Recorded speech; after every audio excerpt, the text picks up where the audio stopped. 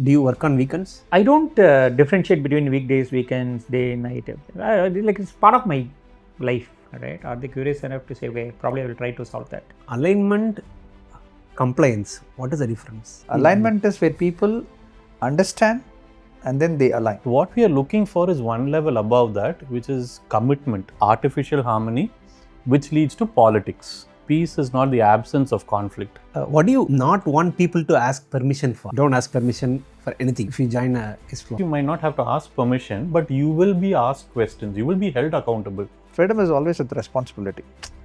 You have given the ownership.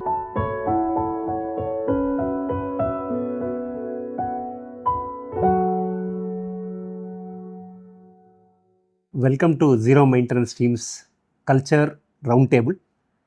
Today we have Paul, Abhishek, Dinesh and Prasanna from Kissflow. Paul is a culture shepherd at Kissflow. Dinesh, Chief Product Officer at Kissflow. Prasanna Rajendran, VP at Kissflow, managing the EMEA market. So this culture roundtable will help you if you are a founder building a company. You can learn from Kissflow's senior management team as to how they connect culture to their product delivery, the quality of the delivery and their growth. If you are a college student, you will understand how the market has changed from the perspectives of Prasanna, Dinesh and Abhishek, who lead the hiring at Kissflow. Is there any advice on culture in the early days of Kissflow that Suresh or someone else shared you that you found it hard to internalize or you disagreed, but over time you realized that no, that was right in retrospect? Right from the beginning, I'm reporting to Suresh from 2004. We traveled quite a lot. Those days we used to go to Bangalore and all that to meet people, customers, prospects, all of them. One thing Suresh has is, he say, let's try that first. So I want full clarity. Go very deep and then think about everything and then do it. So in the initial days it was a little difficult. As in by the time we never had this well established train, fail and all that. I'm talking about long back, right? So it was little difficult for me, like how do I do this? Okay, what if it's going to work, not work, lot of questions. He said, let's give it a shot. We'll go and try this and then we'll figure it out. Then I came to understand that, see, there are some unknown variables in everything. And you cannot, if you are like keep staying here, it will become like a paralysis analysis. You will never achieve that. You have to go a little more forward and then figure out whether it is going to work or not. Then you course correct it, then it will be all right. So there's something, it's a good learning for me from Suresh. So see, that could also be one of the reasons. Most of the roles I've taken, I have to go and figure out 0 to 1 and I have to build the motion, team, all that. The playbook was not there, so I have to build the playbook, all that I've done. This helped me a lot actually. Now for me, it's mostly serious, don't worry about anything, right? I normally worry about everything. So that's one of the things that changed in the last 20 years. Normally a superstar leaves your team, you always used to worry about what will happen without them. Right? But again, so many things happened the last 20 years. Right now, I'm not worried about it, but at least during the early days, it's about what will happen if this is not working, what will happen if this guy is leaving. So I said, don't worry about it, nothing will happen, right? Apparently nothing happened, right? So that is one of the biggest learnings that I got from him. I think for me, it's just co-create stuff. Typically, I'm used to, especially from people ops, you do things and then you ask people to follow processes or even learning. This thing was always, okay, why don't you, okay, there's a quarterly feedback form. Let's ask people what they want, right? So that ability to, and even learning, right? Workshops if we conduct. It's like, okay, why don't we ask people to conduct the workshops? Yeah. Right? I'm like, what is this? It's not allowing me to do my work. Will it even make sense? Or like not? you said, Yeah, it's correct. not. So those kind of things, things which were very new, and I had to kind of reset my mental models to kind of understand it. And I could see value in it. Not that all of it worked perfectly, but I figured out, okay, there is another way of looking at this and doing this. Is there something that you heard from each other that surprised you? Like you heard something Dinesh say that surprised you, or is it something that Prasanna said that surprised you? We spend more time together than our wives. So I'm married only for 20 years. I am with them for 22 years. So nothing can surprise us anymore. Okay. Yeah, I think that's the best way to put it. It's more of reconfirmation. Maybe, I mean, we actually know the context and the stories behind what. So in a sense, we know more about what they are sharing. So I think it's a good sign that there are no surprises. See, that's again a sign of transparency and openness. And we, like in life, like in marriage, right? We understand the strengths and weakness of everyone. Right? I normally tell them, like, work with the positives, work around the negatives. All of us have negatives. All of us have our own shortcomings. All right. But over the years, we know how to work around that and still maintain a very, very friendly, harmonious relationship within the team. Actually, that's another good point. Like we are aware, which comes with familiarity, but I have not noticed anybody trying to take advantage because somebody's shortcomings or approach is a certain way. It's not just about being aware. It's also like working with them on it, not trying to pull anybody down because of any of that. So that's been good. Yeah. A college student now wants to join Kissflow. Okay.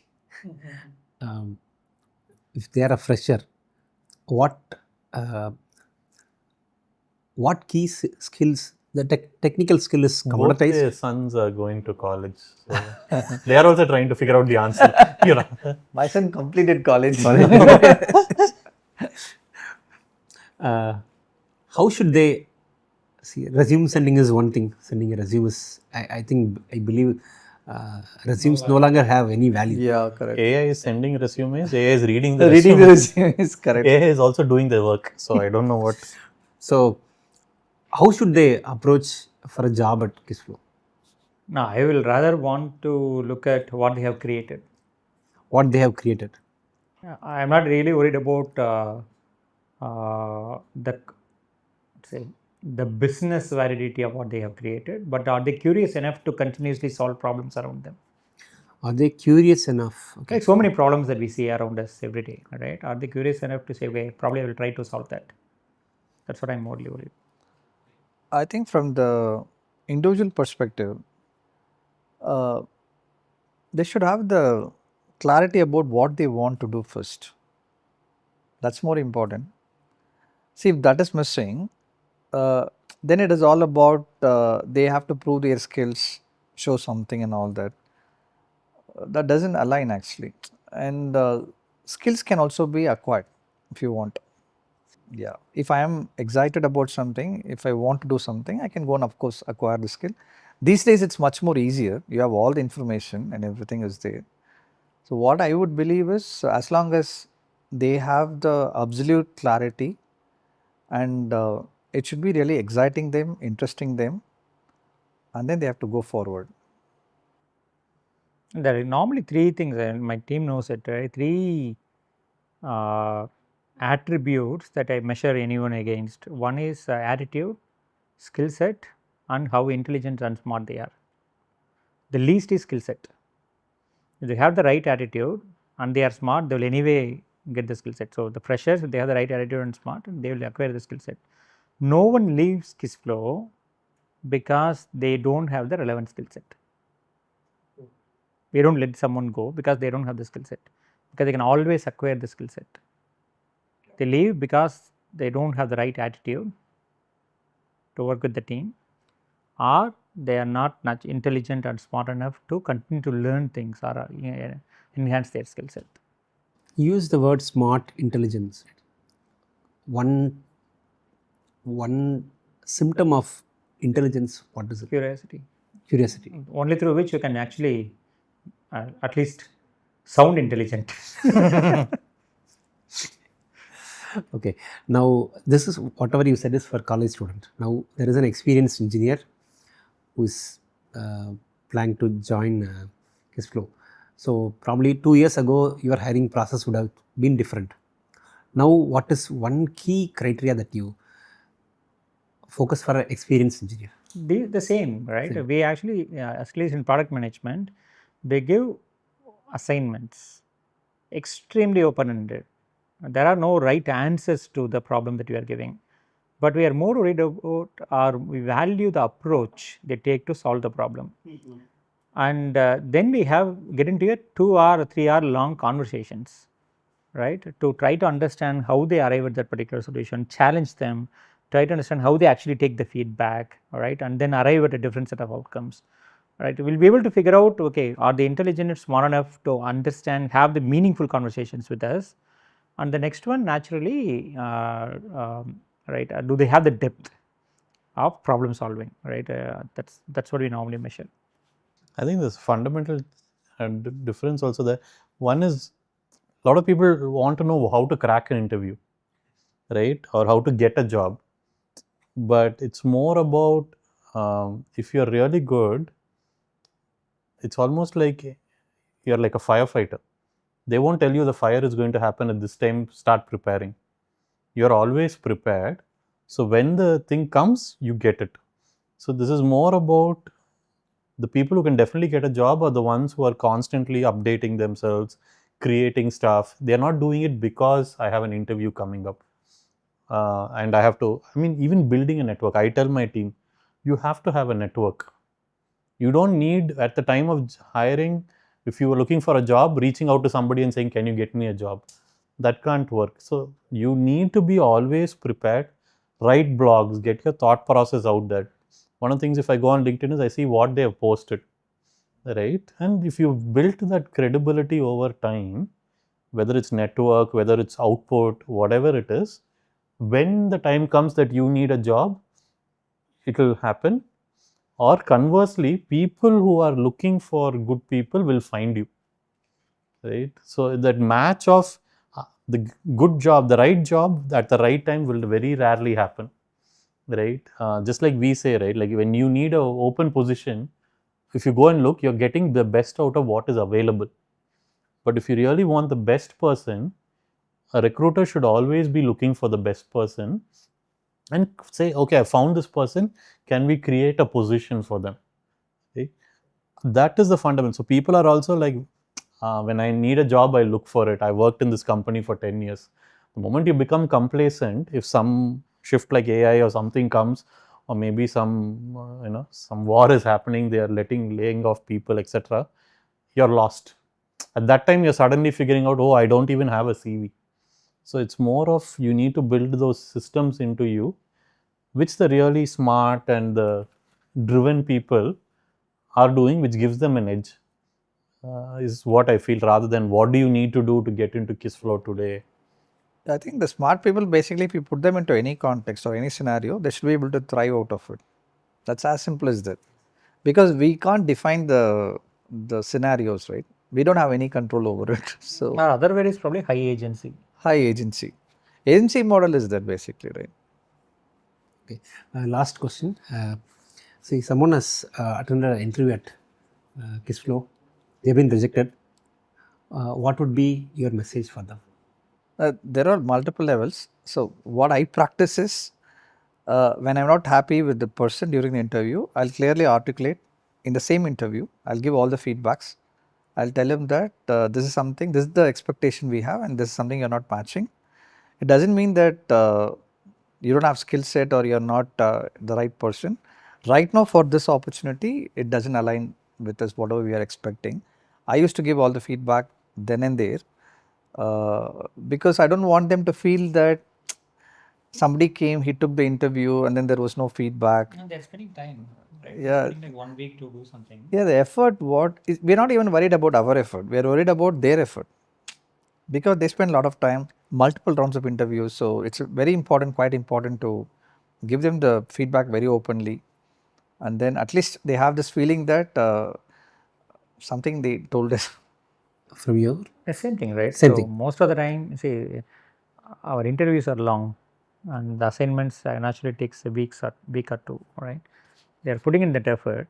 So it is about reciprocating whatever effort they put in as well, right? We need to spend the time with them, make sure whatever they have done is like thoroughly evaluated and the feedback is given even if they are not selected. I think they've covered pretty much it. I would just say couple of things. One is it is inherently a very stressful period, so be prepared for that. The other is not to take it personally.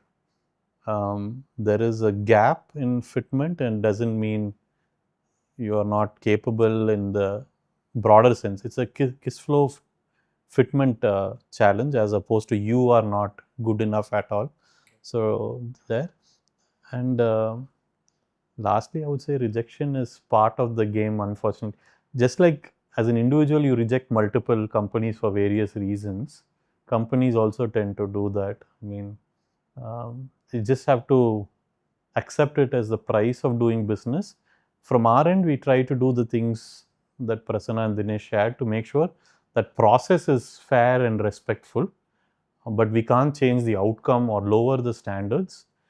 That doesn't mean they cannot find a good.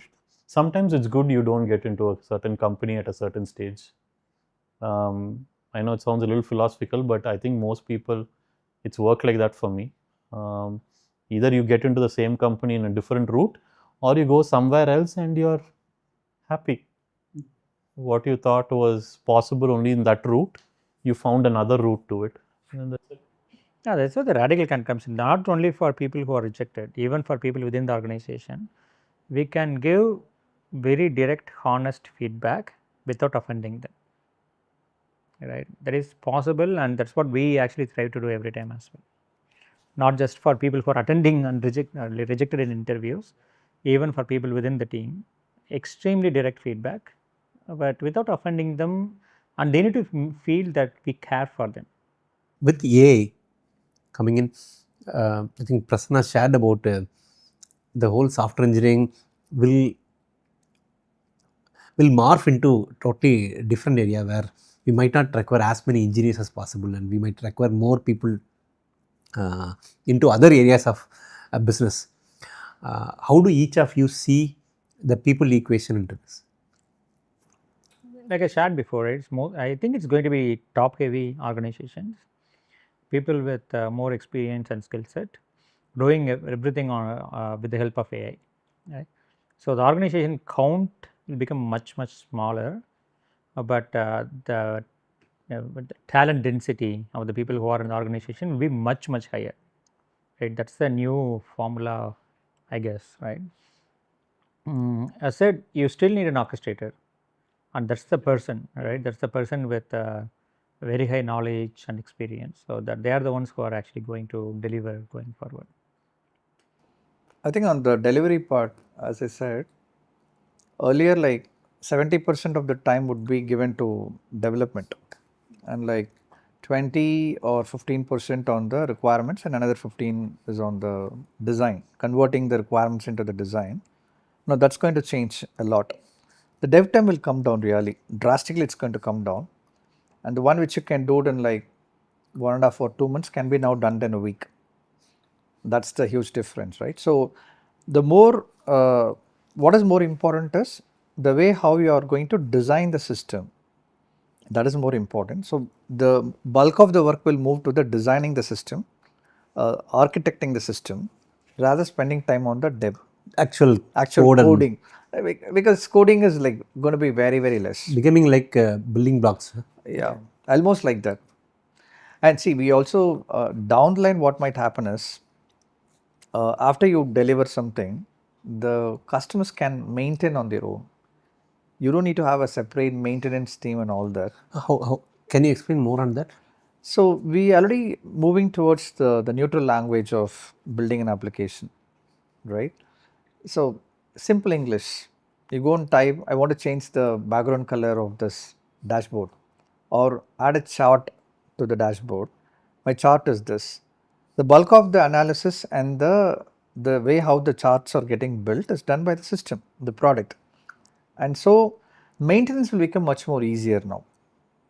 Oh, do you mean that the app itself become a self?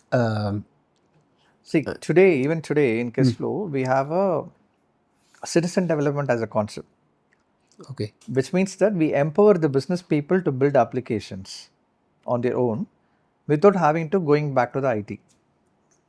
Especially in a large enterprise, there's something called as a shadow IT. So what's happening is the business, they go to the IT, they have a set of requirements, but IT is busy with something else. They have to manage the hardware, infrastructure, everything. So there is a huge backlog that is getting created. So they'll not find time to cater to the requirements of the business. That's the current problem, right? So with Kissflow, what even today what they are doing is there are companies who are like empowering their business to automate things on their own. These are like simple to medium applications at the team level. So they don't have to go to the IT for building that application. They can build on their own. But the entire governance is with the IT. The only question or the problem or the concern the IT is having today is if I give access to the business people to build application, especially in the context of the data, the security and all that, who's going to control everything?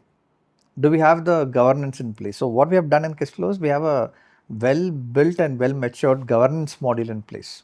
Even though access is given to the business people, the control is with the IT, right? So any personal information or any critical information cannot be shared, cannot be used somewhere. All that is in place, right?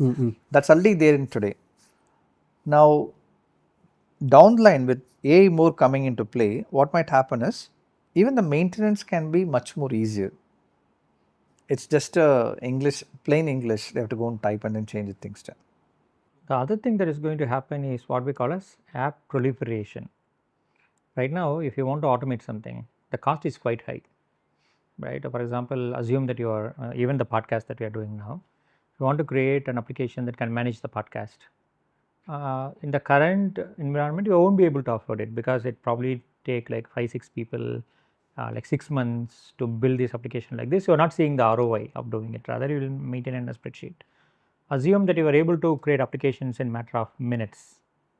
Then you'll automate everything, right? And that's the future that we see, right? Every organization, they have like thousands of use cases which are not automated right now, which are not, they're not building applications for that right now.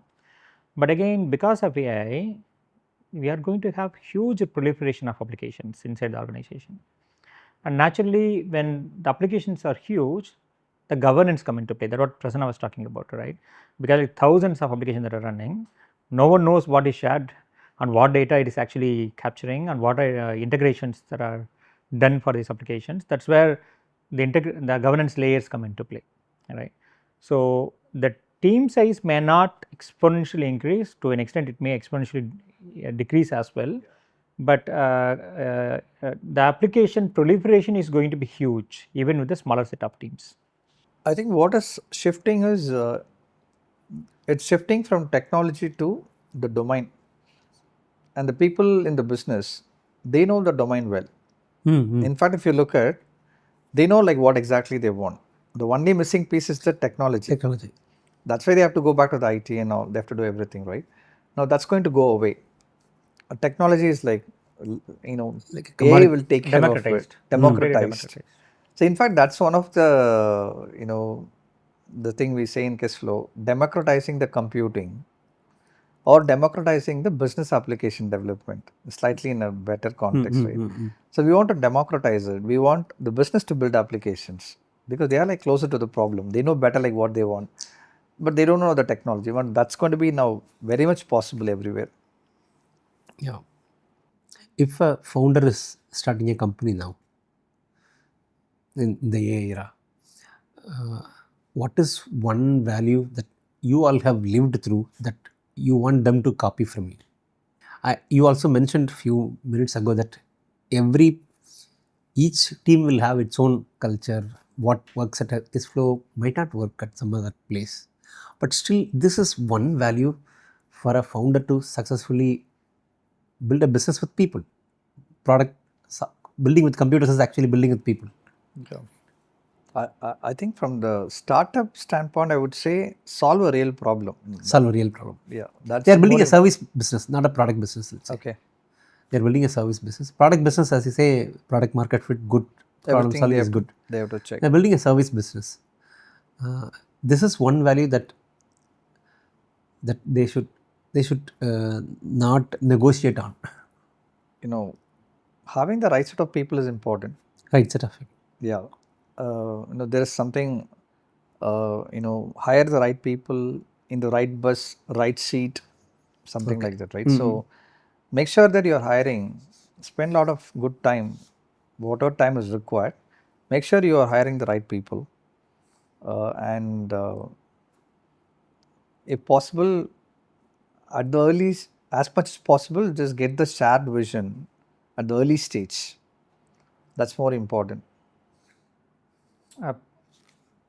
For a service, I think the value is changing.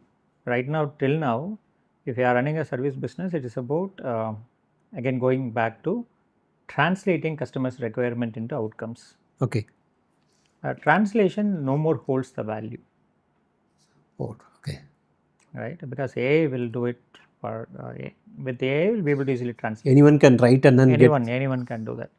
Now the value goes to understanding what exactly the customer wants. Oh, translating, understanding and aligning There with are two that. parts to it. One, the customer has a requirement, they share with you, and you actually translate that into an outcome. That value is gone. Now it is about the customer going to the customer, trying to understand what they exactly want, and then translating that to you using AI. Right.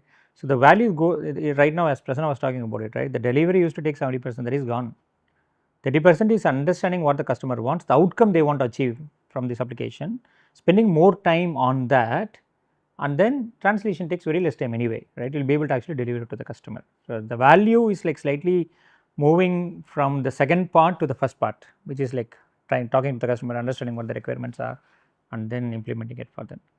Now, it is from the GTM standpoint, it is like a value driven services. It's not going to be anymore like I provide a Java developer or a Python developer, things like that. They were not talking about the impact on the business, right? Now people, if you have to go and have a very stable, the customer lifetime value should be more, then you need to be a value creator. That's more important. See, even today, if I have to go and have a conversation with a board or a C-level people, I need to explain them like how Kissflow is going to impact the top line, not the bottom line. Bottom line is like cost savings.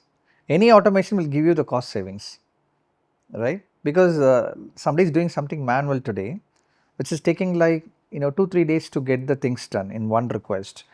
Now after automation, it can be done at like in 1 or 2 days.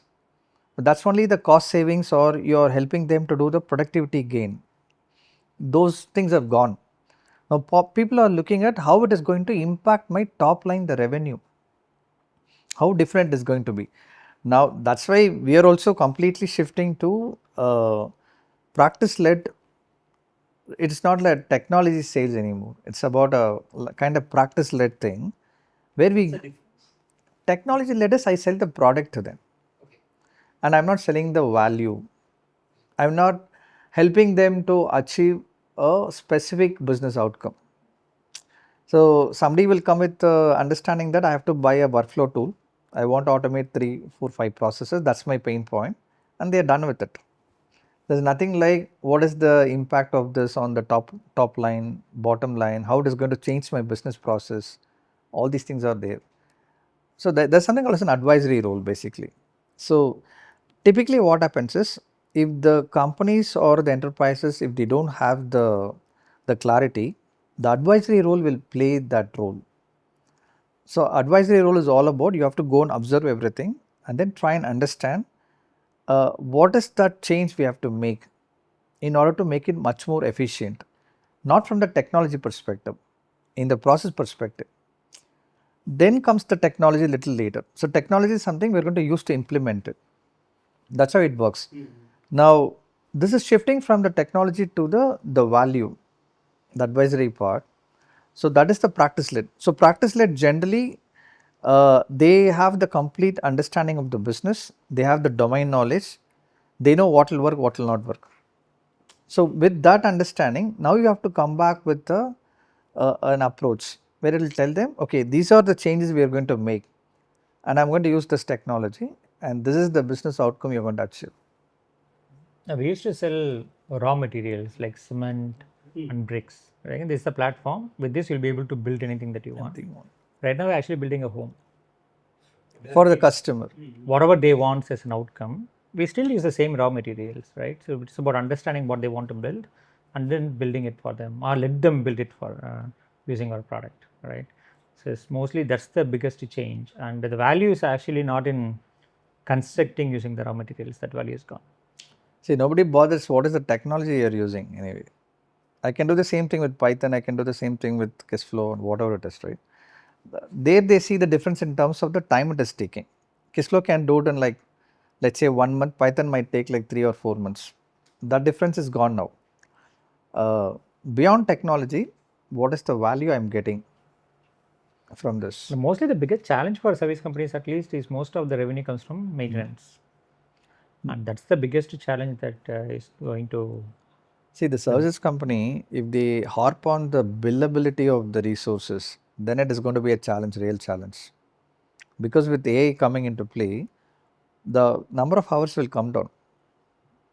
You can't bill one developer or somebody for like 3 months. It doesn't make sense, right? So it should be based on the value what they can provide. Few minutes ago, you mentioned about you're not very stressed about work because your team takes care of all the work. You have built the systems.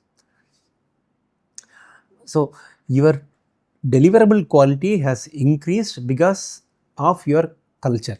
Can I connect both of them? Absolutely, yes. So the quality as well as the velocity.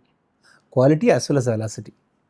And now, as he says, like, so AI is giving more power to people to do a lot more work, but it also means that you don't need as many people as you need it back. I mean, you need it at least 2 years ago.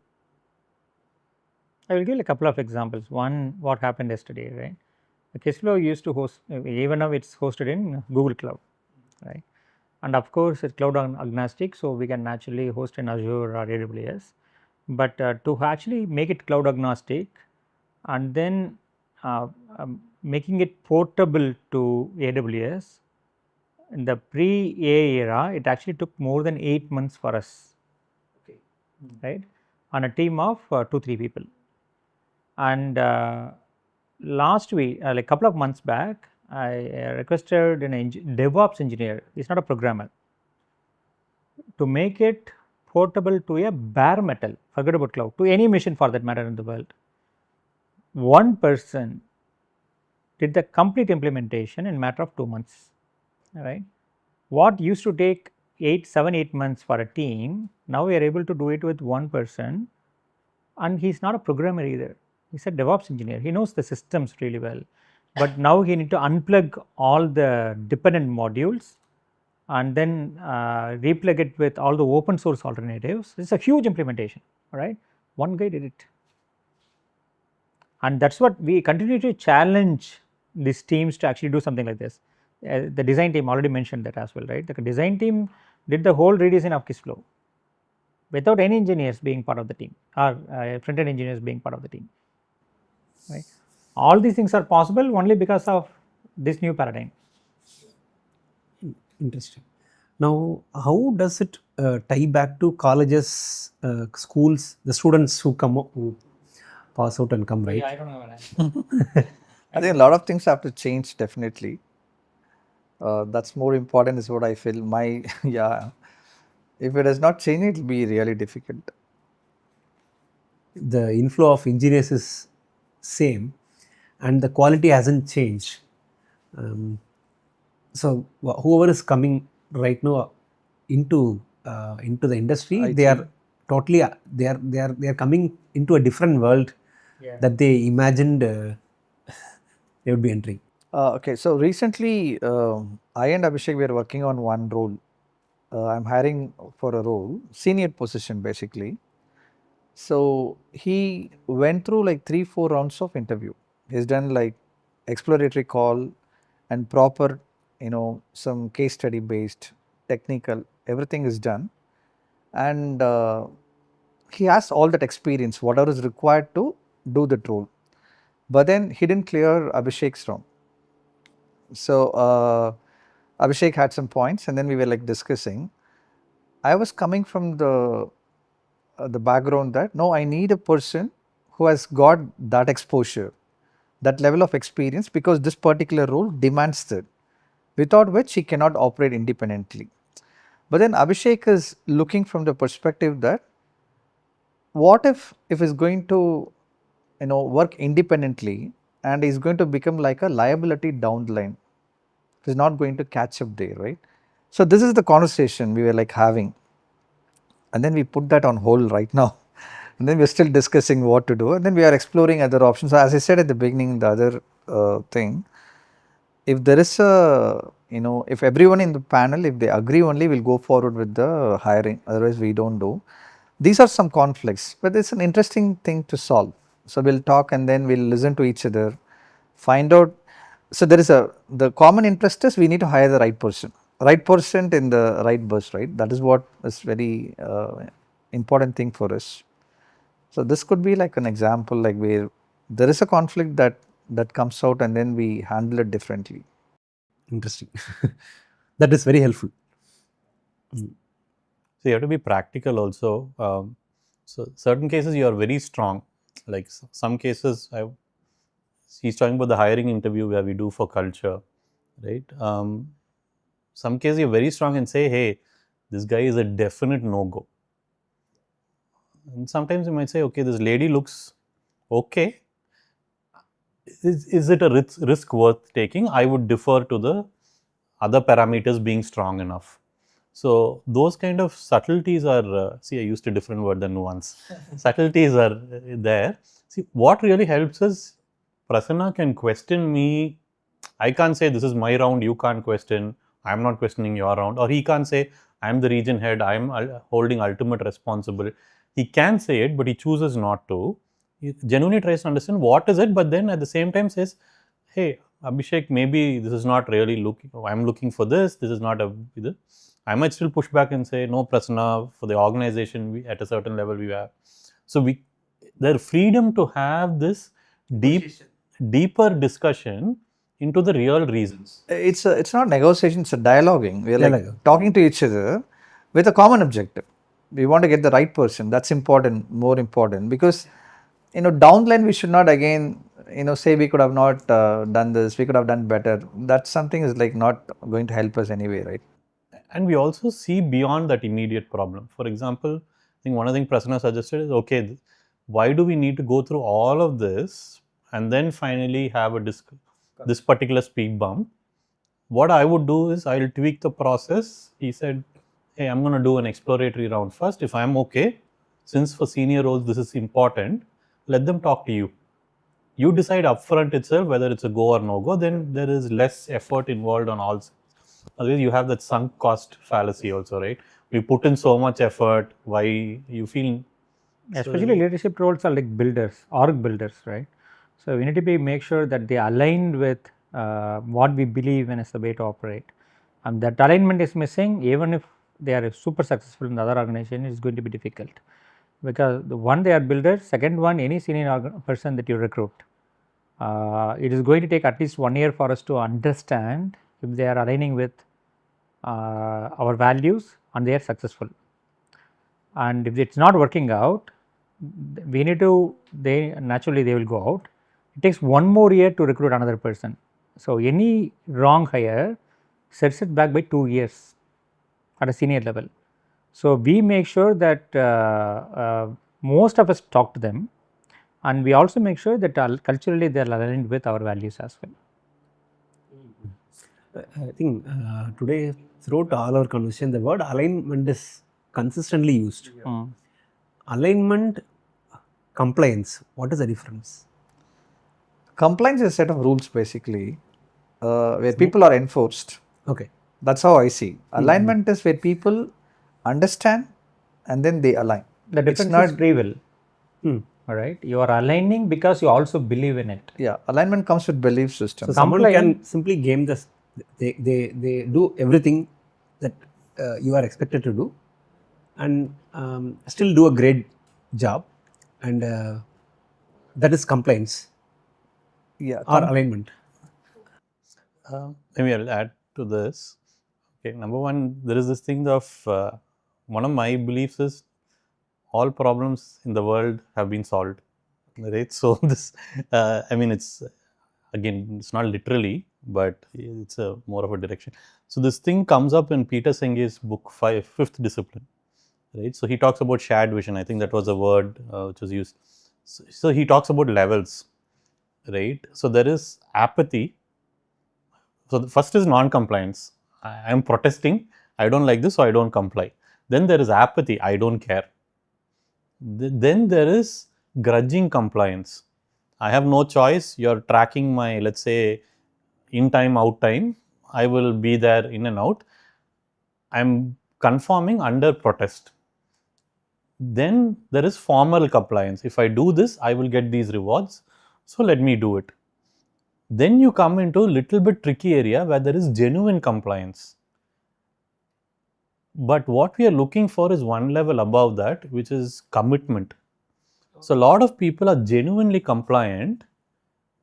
They like the org, they want to do what you're asking them, they will go above and beyond what you're asking them, but still that it is still compliance, right? That level of ownership that you want, they're responsible, but they are not necessarily owning their thing, which means you are not thinking, using your free will to the level where fundamentally questioning things, fundamentally challenging things.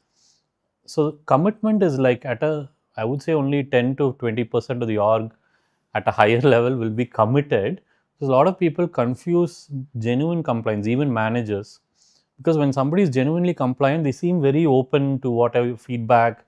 They go, like they might work weekends. So we are a lot of times satisfied with genuine compliance. Committed people will basically, as I mean, Suresh uses this phrase, it's Tamil, right?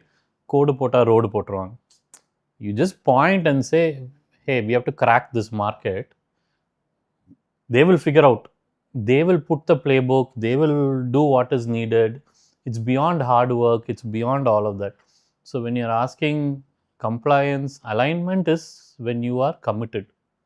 Everything else is compliance, though it might look like commitment just because we don't have the language for it. But we're very clear. When you're aligned, it basically means I have clarity on what my purpose is. When I'm complying, I know what you want. I will do my best to fix that. When I'm aligned, it basically means I know what I want from Kissflow. We've had people who come in and say, hey, 5 years from now, I want to start my own company. That's my purpose. Kissflow will say, okay, you have the skills. We have a purpose, which is we want to launch something. It is aligning. You're not complying with Kissflow's thing. So when there is that alignment, you get real good commitment. So that's possibly why we are using, maybe you're talking to, I mean, if they've been there 22 years, there is commitment, of course. Yeah. There is a commitment towards outcome or commitment towards process.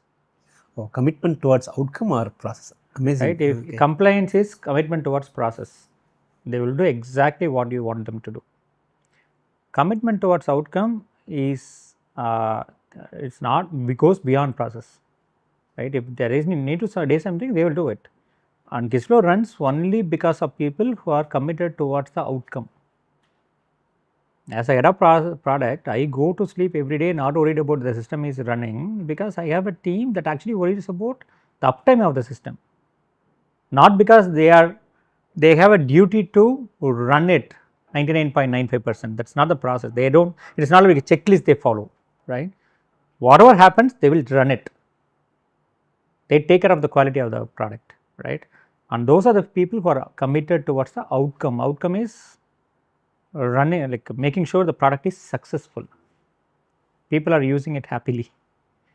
and whatever it takes to make it work, they will do it, not waiting for our inputs. Or even being given formally that responsibility. For example, the roles Prasanna has played in the company, I think there's I a spoke joke that about- he's yeah, 7 or 8 roles he's played. I played, Because it's ultimately about making Kissflow successful and the willingness of somebody to commit to that. And Dinesh at one point stepped away from leading the engineering. There's the largest team in Kissflow. There's a certain prestige towards it, etc. To what? To three-member. It's a three-member, including him, was 3 people, right? So again, that I think that there's a term in the industry called giving away your Legos. It's your toy, your baby, whatever it is, but you're willing to give it away to somebody to play with it because you believe it's for the best of the organization. Ladder, what you shared is very helpful. Apathy to Commitment. And what you said about commitment to process or commitment to outcome, I think that's a key difference in ownership, I believe. I think all the clarity leads there basically. And if you set the clarity, give the complete the vision, the ideas to them, educate them, and then give them the freedom to operate. The objective is the outcome basically, right? So, see, when people okay to align first, the alignment is the end goal basically, right? As he said. But then they start liking your idea. They want to try it out. They give their best and they focus on the outcome. And naturally, the alignment happens. Alignment. Another keyword from Kissflow. Let's say someone joins Kissflow today. What's the first wrong perception they would carry when they join? Okay, this is a misconception. They are joining, but still this is a consistent misconception that they have in their mind. There is a doubt what it could be. In general, anything. See, They might actually see a team that is quite relaxed. Okay. All right. Like going to coffee, they have a lot of good meetings. People, they might actually mistake it for the velocity in which we deliver things. Okay. All right. We are not aggressive, but we are very, very assertive, and we are agree. Our velocity is quite high. Can you give any numbers? If that Okay. Normally people don't believe. We actually push close to 900 builds to production a year. Every week we push to close to like 30-40 builds easily to production, right? That because there are a lot of things that we do at product. is it across one product or multiple? We have one product. One product. In one product, every week you push 30% easily. And this is agnostic of the platform. Can I consider? Like you have mobile, web. Yeah, like one build to all the customers, right? We have, as I said, we have close to 1,200 customers, and with like 99.99 or 993 or 93% of uptime, pushing so many builds to production is not an easy job, right? One bug can actually bring down the whole system. But again, we do that. We somehow the engine is running for many years now, right? So we always push hard. But again, doesn't mean that people are overworking. They're like we have a very intense like environment within the organization as well, right? People are quite relaxed. But again, everyone knows what they are doing, right? Everyone actually ownership. It is not like I need to manage like 10 people to get something out.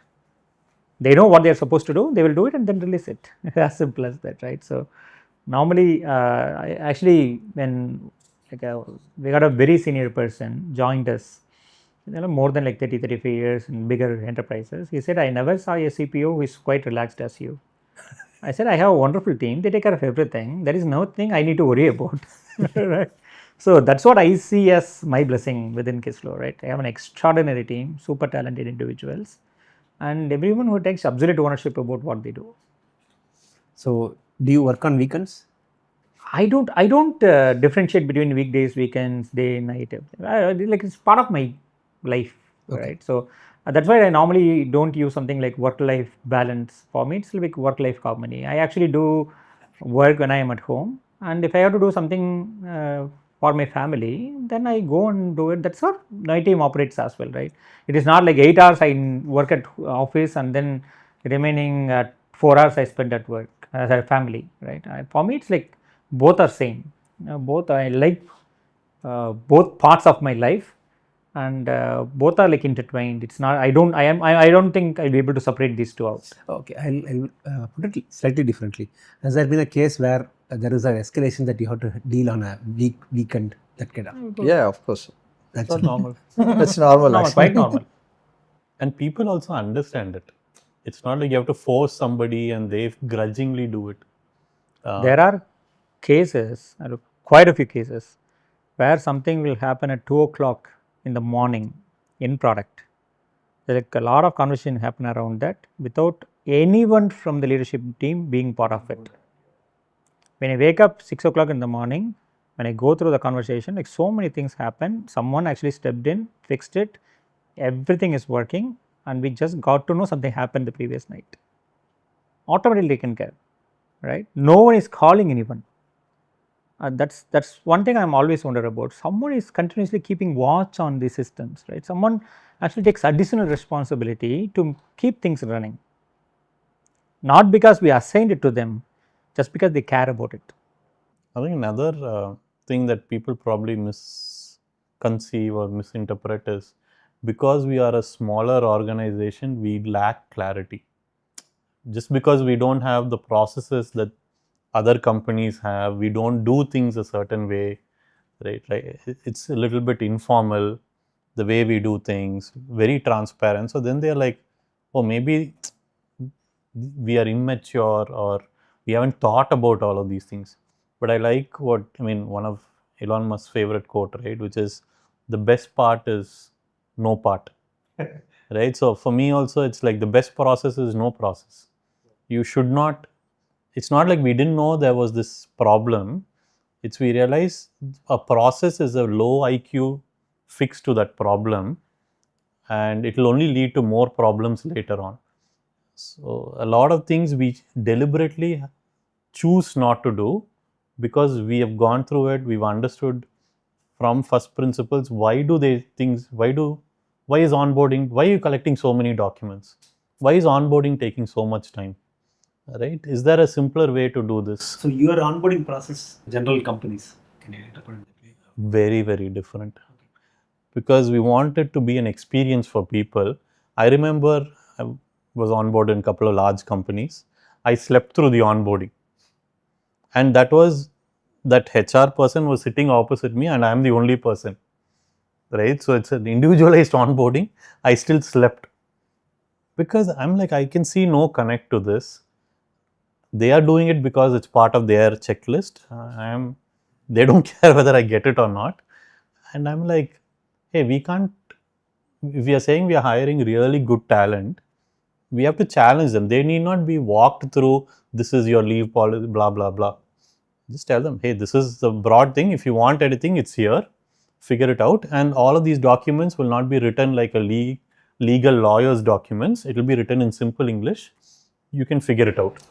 We are not going to spoon feed. Do we have still the one pager and the offer? Employee The employee agreement. agreement. Yeah. Oh, one Employee page, agreement only is one mostly page. a legal document, right? We said they're not going to understand anything from it. They're agreeing to something, but they understand what they're agreeing to, right?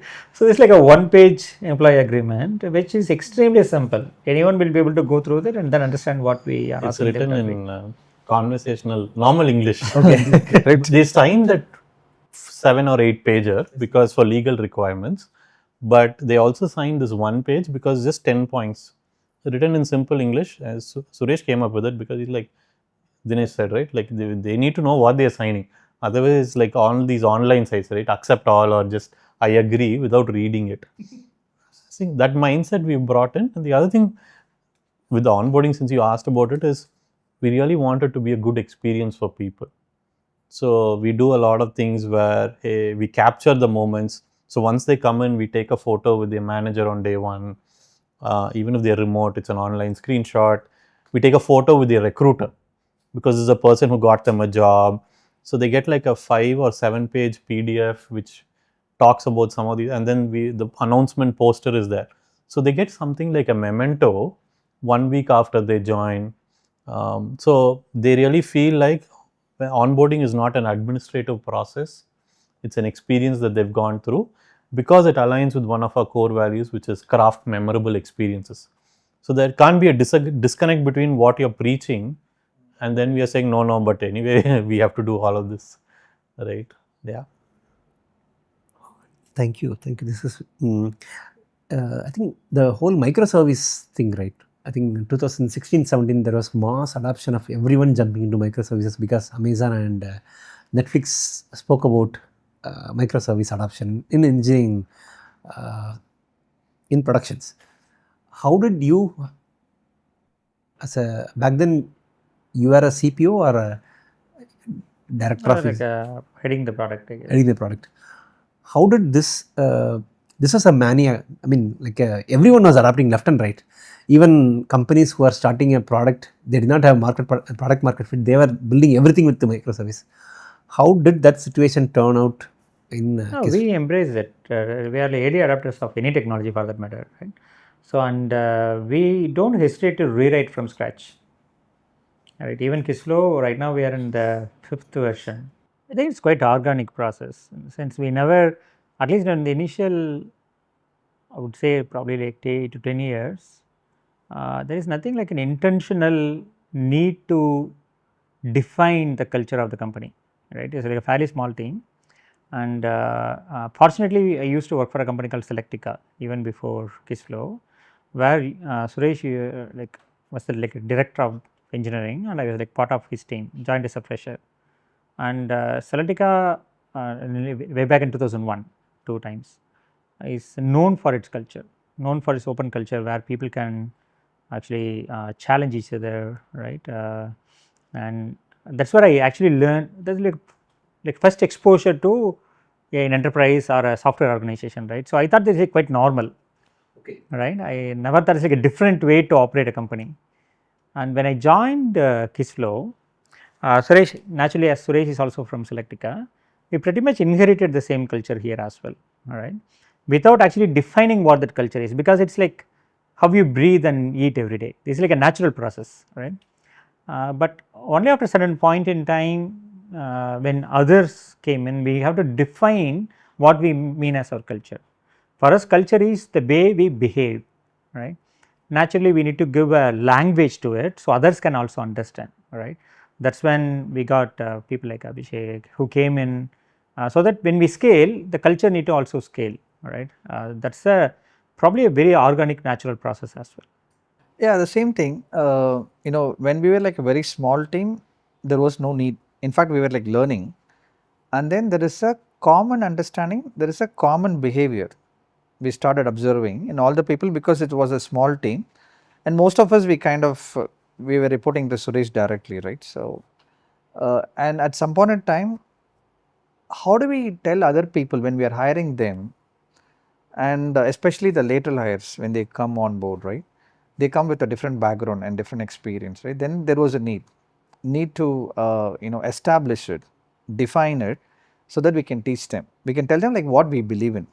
So basically, culture, if you go very deep, it's all like as a group of people we believe in something, and we stick on to that. We have a ideology. We are like operating in that model, in that fashion, right? That's what it is. So then when we add more people, when we started scaling, there was a need. Then we slowly built it, and as Dinesh said, it was organic. A lot of things, the book reading session which I said, right, it has become part of culture now. Learning, continuous learning has become part of culture, because we believe that a continuous learning is important for people. It is not that whatever skill they have when we got hired, right? It's like everything is changing down the line. So that's something is important. So continuous learning is important, open feedback is important, right? And then fail fast is important. So all these things slowly, gotten up, and then it has become like a well-defined culture for Kissflow. Because see, okay, way back like 10 years back or maybe 12 years back, the mindset was totally different. Sales will go and commit something. They'll come back and say, yeah, everything is possible in Kissflow, everything is possible in the product. That's the commitment sales will make. And they said when you come back to engineers, they'll say, no, this is not something. So the one which you see as a very small fix in the UI, in the front end, may have a bigger impact in the downstream, right? So the clash was generally happens, and we'll go back and tell them, no, you need to understand customer, you have to look at everything from the customer perspective. then they say it's technically like very deep, and then it takes longer time and all that. So but generally we'll come to an terms, we agree upon something, and then we go back and make sure it's getting delivered. That's more important. What do you think about fights in organizations? Should people fight within each other? As long as it's not physical, it's okay. I think fighting is seen as a negative thing. I think that's the fundamental change we have to.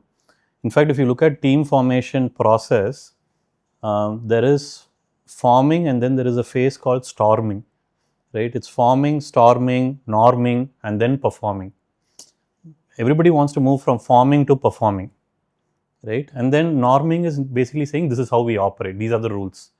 But storming is the process which I think Dinesh and Prasanna have talked about, which is when you hire smart people, they're going to have opinions, they'll have disagreements. Now you want them for their opinions, not to conform to how you do things, right? So we don't say park your brains at the door, we just want your body. No, right? You call them knowledge workers, they come here, so they are going to share their disagreements, and deeply held convictions will of course come out passionately. It's not just, okay, I like vanilla, you like strawberry. No. Kamal Haasan is the best actor. No, how can you say that about something boils inside you, right? So when you hire people who are that passionate about what they are doing, they are going to have very strong opinions. Now the question is not whether they have opinions or not, whether they feel comfortable sharing that with people who are, let's say, higher up in the hierarchy, right? And when they do that, and when the people allow them to have those conversations, there will be constructive conflicts. In fact, we say, right, the strength of a marriage is not whether they fight or not. If they don't fight, actually there's a problem in the marriage. You learn to fight fair. In fact, for 6 months to 1 year, you should have lots of fights, because that's when you're trying to understand each other. Same thing at work. Like if you have and you're working strongly, you are figuring out each other, and disagreements, conflicts are a part of that process. We surface it, and so that the fighting is healthy. Most companies keep it under the surface. They have artificial harmony, which leads to politics, right? So fight is not something you need to manage. In fact, you need to trigger it. Okay. Right? You need to look for it and not look at people who are arguing as disloyal to you. Hey, you should be on my side. Why are you arguing with me? No, you are showing you're on my side by arguing with me, right? So I think those are some, hesitating to use the word nuances, but those are some nuances we understand, like why, yeah. In fact, what do you say, no? Peace is not the absence of conflict, right? You need to go through that conflict so you understand each other. That's where trust is built. So fighting is necessary, I would say. How you fight is probably where the challenge is. How does Kissflow draw how to fight? Is there a guardrail on how to fight? I think the triggering point is challenging people, basically, especially when you have the opinionated person on the other side. If you go and challenge them, right, naturally it triggers, and then they'll come back with their own opinions, and in fact we welcome that, because that is when you go to the deeper understanding, and as I said, we have to go to the absolute clarity. Without the clarity of whatever you want to do, whether it is a strategy or a tactical decision, whatever it is, the clarity is more important. So we let people to open up, fight, and then trigger them a little bit, challenge them a little bit, so that they open up and then talk about it. And as a culture thing, we are like giving them that space to do whatever they want, right? So they'll open up definitely. As long as the fight is about a problem, not a person, it is fair. Okay. As long as it is about the business because you are talking about a problem, you fight because you have opinion, different ways to solve that problem. It is okay, right? And people who have strong opinions, they fight for it, and that's where their trust and respect comes into play. Right? See, we believe, as we spend more than 20 years together, right? We believe there is no need to have subtle fights. We can be extremely direct. The other person understands we are talking about a problem, not that person, right? So we can directly share the feedback. For people who actually join the team, it might look very aggressive as well, all right? because we are like very strongly opinionated, we passionately argue about something, but like once the meeting is over, we are like extremely good friends. We'll actually work out for a coffee, right? Because both our intent is same. Our intent is to solve the problem, but both of us believe that like, or all of us believe there is like different ways to solve the problem. The fight is about that. So there is a very famous phrase within Kissflow called strong opinions weakly held, right? As there is a lot of trust, and when I realize the other person who is arguing against my idea, there is a value in what they are suggesting, I immediately step back and then say, you are right, I am wrong. I don't have any qualms agreeing agreeing or accepting their choice, right? That's the trust and respect that we have within the team, right? That is actually what is helping us having this intense, very passionate conversations within the organization as well. And most of the scenarios, right, people at the next level, mid level, when they say something, and then we'll also agree, and then we'll okay to listen as long as it aligns with our objective. And there is a common we call that as like a shared vision. We have that basically, and then if that is going to align with that really well, then it is okay. I think what stood out for me, and when you say guardrails, is more of, I think it comes to role modeling. Initially, it used to look little bit, I don't know if it's weird. You don't know how to process, because let's say the 5-6 of them, the leadership team is shouting, and like we could see there's a glass cabin and the voice will also there. So you're wondering, okay, there's so much of heated arguments, and then with the same passion, they'll be coming out laughing and having coffee together with the people they argue with. It's not like I fight inside and then I go with one gang, you go with another gang, cool. No. That same energy, same intensity comes out when they go out for coffee. So that's when, I don't know if it's trust leads to this, or because of this trust is built. It's probably cross-pollination, but definitely role modeling from the leadership shows that, hey, this is how we expect everyone to operate. It's not like advice for others. Right? Most people say, yes, you should speak up, but then they don't model it. They expect to be treated a different way. Here, that is also, when you see everybody, hey, that's what we're talking about, culture. Right? That's how it's normally done. Okay, that's how I will also do it. Okay. So if someone is joining Kissflow, be ready to fight. Speak up. Speak up. And bias to action. Bias That to is important, right? It's about the problem. I wouldn't call it as fight. It is probably, you don't have to glorify your ideas, present in a nice way. You can be extremely direct with whatever you are trying to share. We, at least personally, I believe you are wasting time if I am trying to communicate in a way it's not offending someone, right? As long as the egos are at the door and we have trust and respect within the team, I can be extremely direct, saying, I don't think, I don't agree with what you are saying. Be direct. Okay. Be direct. Okay. Be direct.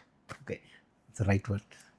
What do you not want people to ask permission for? Don't ask permission for anything. If you join a Kissflow, hey, can I work on this feature? As long as they are not asking for $1,000 subscription, they don't ask permission. Anything that is like of significant monetary value, they need to probably justify why they need it. I wouldn't think say the it's permission. approvals are very limited. We don't have a big approval process and stuff like that.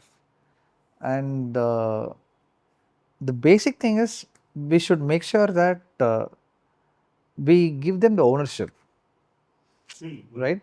When they own something, the natural thing is they know what to do, what not to do. I think, like Prasanna is also sharing, right?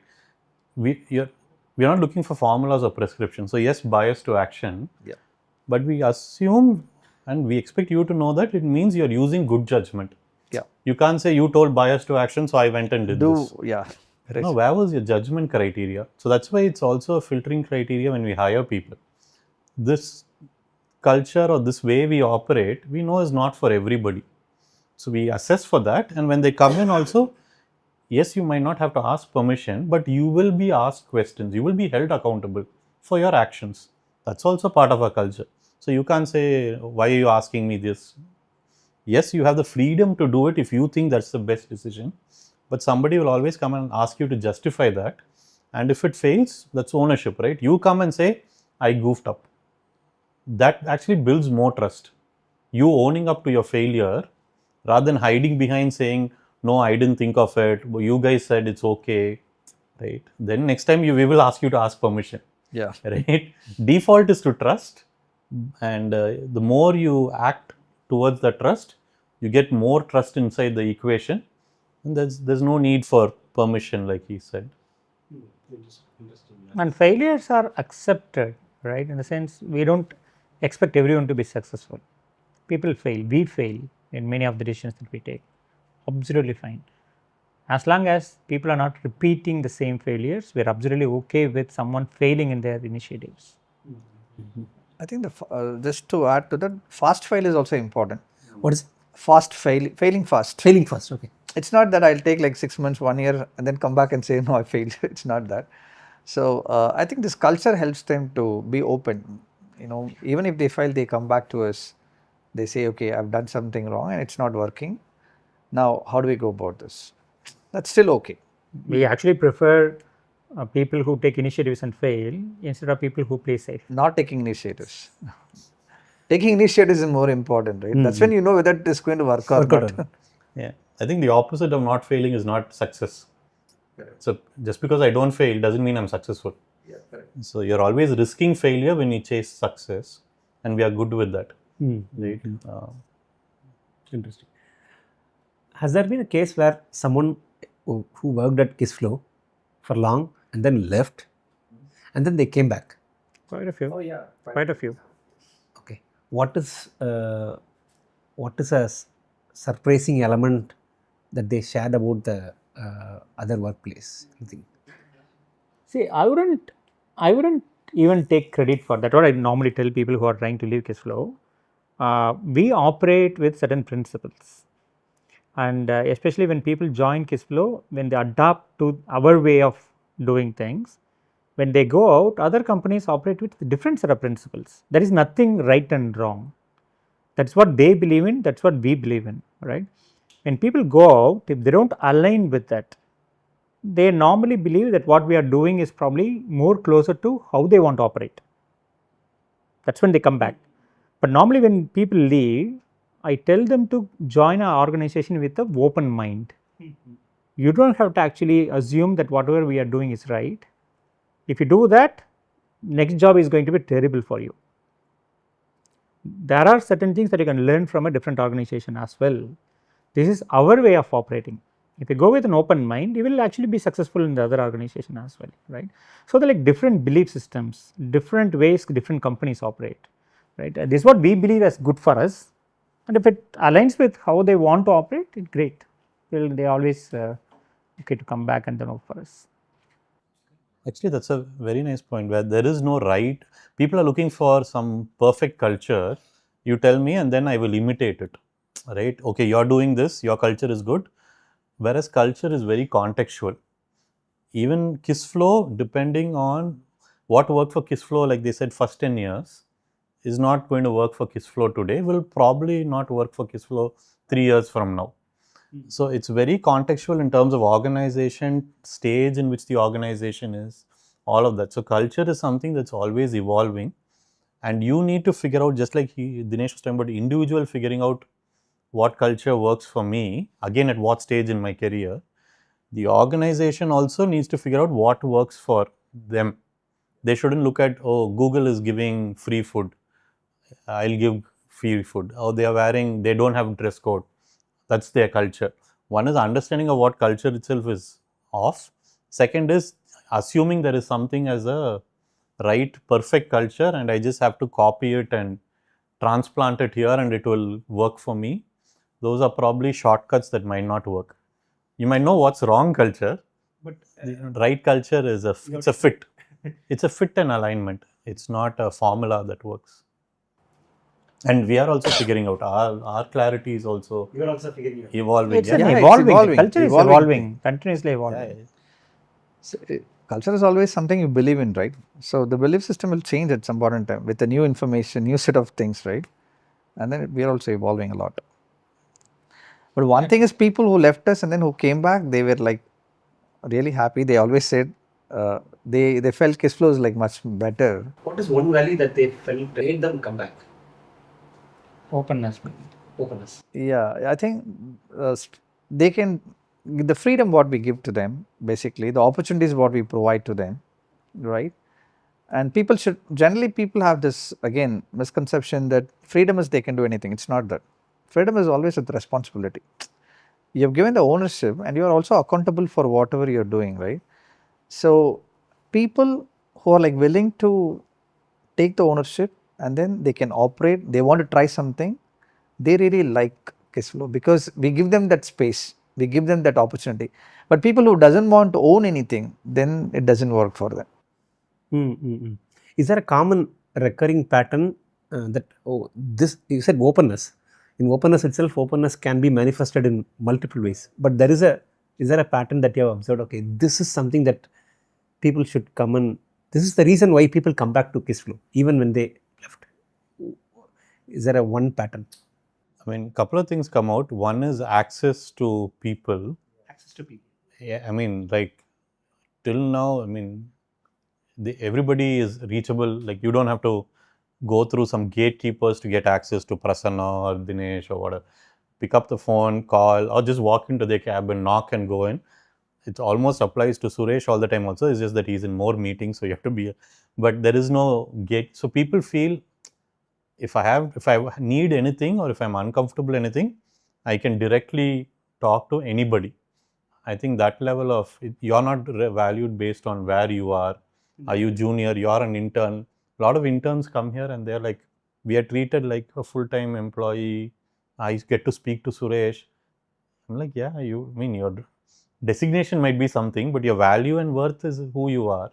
So that's one. The second is freedom to try multiple things. You're not pigeonholed in saying this is your role, this is the ladder, this is all you can do. People are given, if they come and say, hey, I want to try this, my aspirations have changed, we find space for them. We don't like, oh, you have to go through IJP, know what will happen here, there. We try to accommodate and be flexible with their aspirations. I think those are the scope for you to grow and expand is easier here, which I think they don't find in other organizations, which typically have more straitjackets approach. Those are two things I can think of. I think the another thing is within the team, there is this co-creation that happens. Okay. I mean, let's say we take a new idea or new strategy, we want to try it out. It's not that manager or a leader, they say this is what it is, go and do this. It's not like instructions passed on to the people at the next level or the end, whatever the level is. So there is this opportunity for them to co-create things. Now they feel that they are also contributing to the idea. I'll probably try to put it differently. There's a difference between running a corporate and being part of a community. Okay. Right. So when you are part of a corporate, then everything is defined.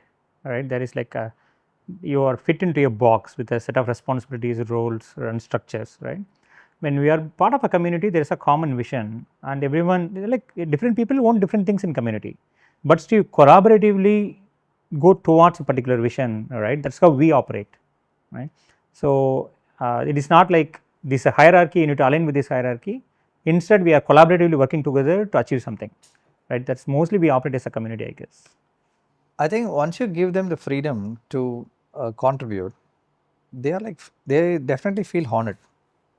We listen to them and they are part of the building thing together, right? So that naturally give them the, okay, I can go and do, I can share my opinion, I can share my thoughts, and I'm listened basically. And so they want to do it again.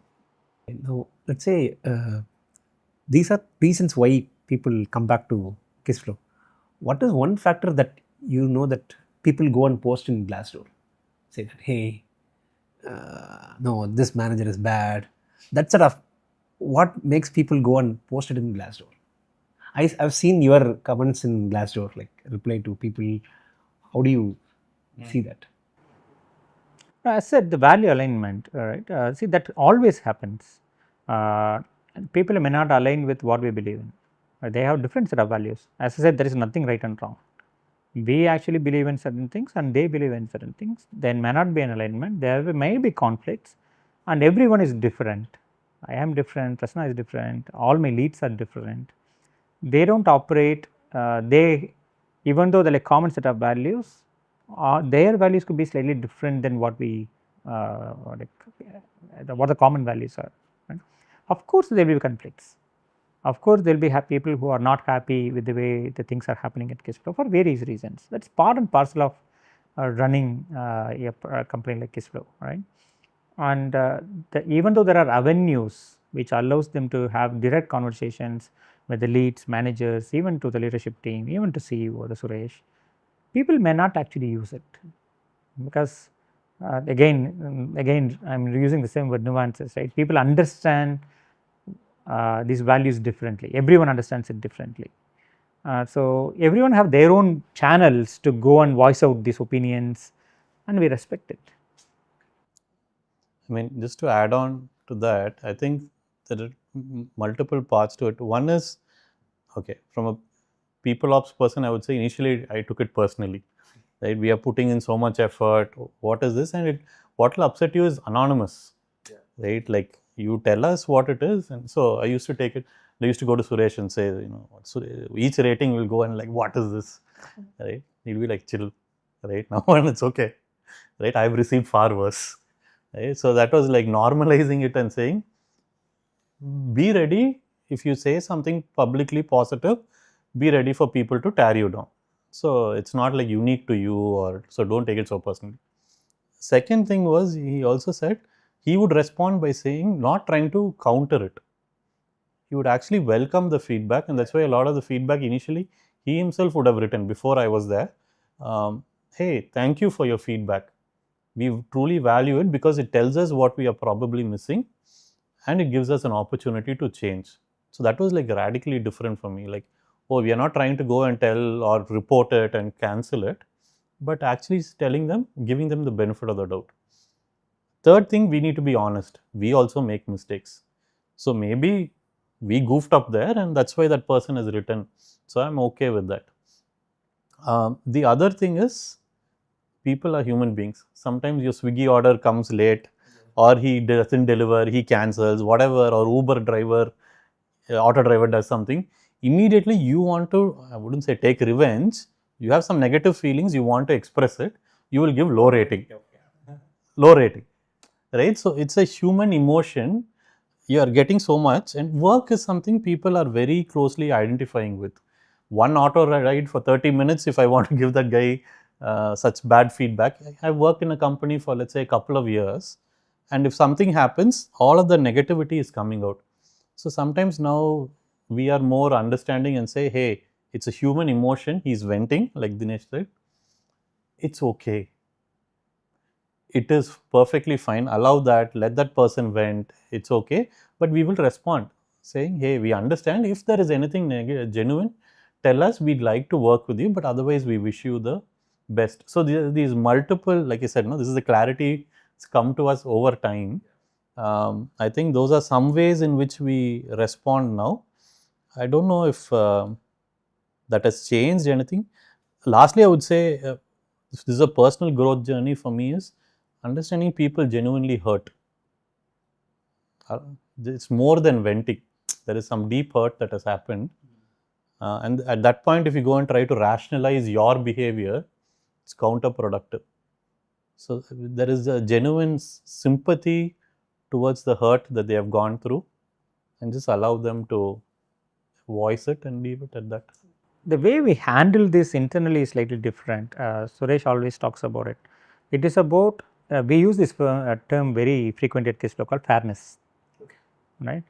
Are we fair in whatever that we are doing inside the organization? If the answer is yes, you don't have to worry about that, right? Because it's natural, people go out, and I'm not discrediting their input, that is quite valid from their perspective. But from my side, am I doing everything right? Is there anything that I have to fix? The answer is, yeah, I am being fair. Then you don't have to actually take it to your head and then worry about it, right? Yeah, there is a mistake, probably we might have fixed it, or that is absolutely okay, it's their perspective. But I am being extremely fair in how I am running this. then don't worry about it. That's what I normally tell my leads as well. Yeah, even if you have to fix something, let's say we have done something, we have to fix it, we're okay to fix it. That is still the way to go forward, right? So we're okay to do that.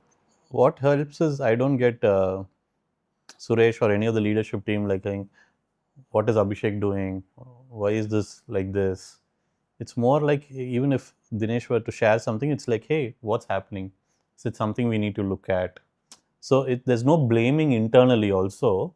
So even our team is looking at it and saying, how do we genuinely understand what's happening and see if it needs to be fixed, rather than going and managing upwards by telling them, oh no, I don't have a metric saying my Glassdoor rating has to be so and so. Oh, you don't have a. So you're not like gaming metrics. You're genuinely trying to address whatever problems. You don't really. I mean, it is there. See, people still look at it before they. It's one of the parameters. I think the value is coming down because there's a lot of. There's quite a bit of fake reviews, unfortunately. But it's still. It is understood that there will be bias, and it can on both sides. Some companies have tried to get positive reviews. Some Yeah, employees I have know. tried to counter it by. Everyone gives. I know some founders go and ask every employees to go and write a Good feedback. and then send a mail, take a screenshot. No, we don't do that. And then we don't also go into the panic mode when we see a review like that, a negative review. There is no panic mode in the org. That's something we never go into. No, not just for, we are doing this for the last 22 years. There are so many challenges we have faced in the last 22 years, right? So any crisis that we go into right now, there is no panic in the organization, right? We are used to this. We know how to handle this. This is part of running a business, right? It could be Glassdoor, it could be like big customer churning out. All these things are part of running the business. It's not about fixing the history. It is about protecting the future, right? Right. So it is not about how to actually go and delete this review or modify this review. It's about, okay, learn from this, move on. That's about it. But at the same time, we don't want to be doormats, right? Like if there are some, let's say there is some talk about discrimination based on gender, religion, or all of these kind of things. See, there we do say, because hey, these are things, certain things you can say because it's a professional context. Certain things you can't just throw out accusations. We will, like we said, that's the same thing, right? We will hold you accountable for it. You shared something, either give specific instances or remove it, right? Because you can't just go around calling things like that. So that's another thing, right? Like, just because we respect people doesn't mean we are doormats, and we don't expect them to be doormats, nor will we. We will hold people accountable. Yeah. Interesting. I think no other organization would have talked about Glassdoor anywhere. Is there something that Suresh believes with a lot of conviction that one of you don't believe in it? It happens like in quite a few cases. Anything recently? I can't share the context, Okay. right? But again, we have something called a disagree and commit. Okay. Right? I mentioned quite a few times to Suresh as well, right? I'm not agreeing with this, but as every one of you is believing in it, I am disagreeing, but I am committing for its success, because I'm going to end of the day implement it. So I will put my 100% effort in making it work, even though I'm disagreeing about its possibility of success. I think that is more important. See, you go silent and then inaction. That's a real problem.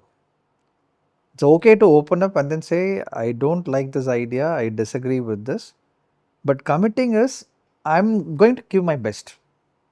It's not that I go and then I'll just keep silent, I don't do anything. Yeah, wait for it to fail and then say, Yeah, I yeah. told And you say, that. I told you the other day. day. That is like, I It's told not you going so to is not allowed. So that happens because sometimes Suresh will come with a very radical idea. So, and it'll take some time to catch up and then align things.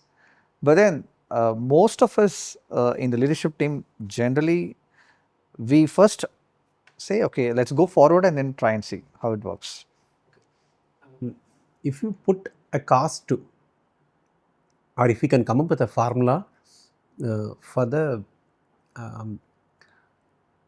momentum lost or cost or the profit lost due to employees not understanding this nuance. Say disagree and commit. You said, you use a better word, agree and then no action. Agree and no action is the problem. What is the what would be the cost of agreeing and not acting? I don't think that will happen because we are closely associated with how the teams are run, right? In the sense, we're not dissociated from the reality.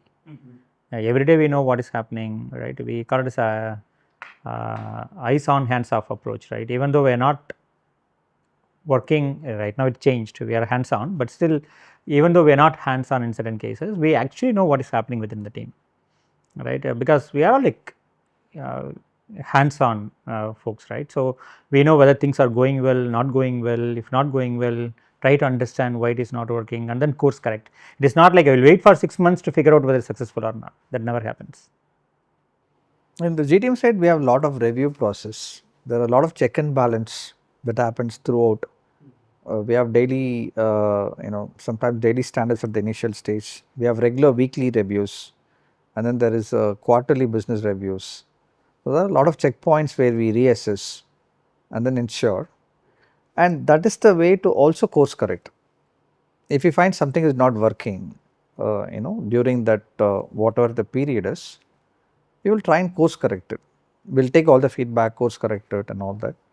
So attributing a cost to that because of somebody is not giving their part or contributing, they'll naturally feel that they are left out at some point in time if they are not doing it.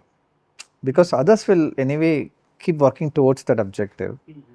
And if they are not doing it, they feel that they've been left out. And we are like a small team, there is no place to hide. Yeah. Right? If we are not agreeing, if we are not implementing something, it's quite obvious for everyone around. In the large companies, it might happen because they'll be like somewhere, so nobody knows. Okay, now let's say someone is watching this and they want to join Kissflow. Would they know on the first day itself disagree and commit is a very important principle at Kissflow? Is it part of your onboarding process? Disagree and commit is a core value that we have. See, some of these are like flavors, not the broad umbrella terms. Like we said, our values, right from the interview process, we check. So it's not like we teach them some of these values. They come with a disposition towards these values, or they already hold them. They might use different language to express it, or maybe in their previous organization they weren't allowed to use that value as much, but they come, it's like part of their operating system already. We are just giving them a way to express it. So once they come in with that pre-built DNA, we do educate them little bit during their onboarding week. But it's really, I think in an earlier conversation, one of them said, it's when they observe others doing it, that's when it becomes real. They might not even use, if you go and say, do you disagree and commit, they might not understand it, but they are doing it, which is actually what is culture. Culture is not all of us agreeing or remembering what the 6 values are. It's without knowing it itself, you are doing it. I think that disagree and commit is almost default in the company. I think that at least that's been my experience. I don't know if others have a different. No, it is no. We don't explicitly say that. I think most of the managers and the leads are like, they are the role model. They start observing them and then they learn. Has there been any recent conversation where 3 of you disagreed? Happens every day. It happens every day. How do you resolve it? As said, like these are we have like long conversations. Okay. That goes on for like 4 hours, 5 hours, right? So quite a few. See, the one, as I said, when highly opinionated people, highly passionate people talking about something, of course there'll be disagreements. But again, it's about end of the day, it's about figuring out what is right and what is wrong, and then agreeing to a certain position. And that is not like one person's idea. It is about all the points shared, which actually helps at taking a certain decision or a direction. All right, that's what we normally gravitate towards. Okay. Thank you, Dinesh. Thank you, Prasanna and Abhishek, for answering all these questions. I believe your answers will give the right direction for your team, other future employees who want to be employed at Kissflow, and in general, other founders who might be looking for a answer from Kissflow for their questions. Appreciate all your time. Thank you. The conversation. Okay, thank you. Yeah, I enjoyed thoroughly, and also it gave us something we could all reflect upon whatever we have done. It's kind of a reflection for me. I quite enjoyed it. Thank you. You want to say something? Say something good. No, I think this format is really interesting. Same question to hear different perspectives. Typically, you hear on culture from HR, but I think this just shows that unless the leaders buy into it, you cannot do something on culture which is a parallel track to how business is run. Just like work-life harmony, I think business culture harmony has to be there for it to be real. Otherwise, if they're getting a different message from their manager and then onboarding we say something else, then they'll of course go to Glassdoor and write something else. Yeah. I myself will go and write.